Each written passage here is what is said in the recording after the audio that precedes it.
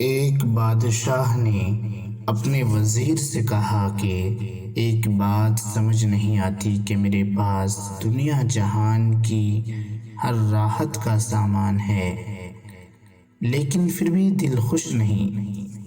لیکن میرے خادم کے پاس کچھ نہیں، نہ مال و دولت، نہ محلات و آسائشات، مگر ہر وقت وہ خوش و خرم رہتا ہے۔ وزیر نے کہا کہ اس پہ 99 کا قاعدہ جاری فرمائیں۔ کیا مطلب 99 کے قاعدے کا؟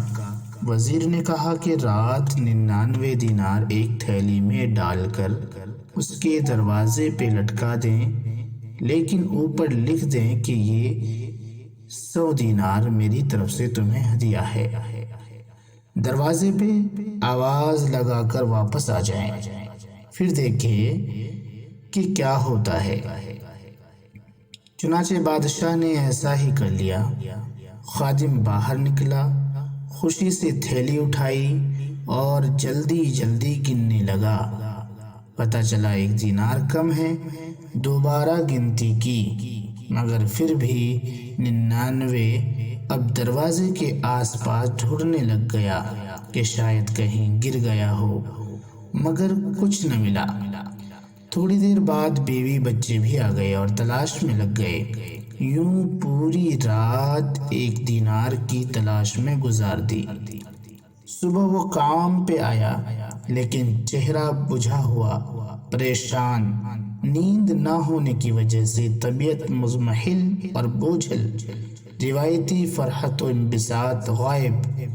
یہ دیکھ کر بادشاہ کو 99 کے قاعدے کا راز سمجھ آ گیا۔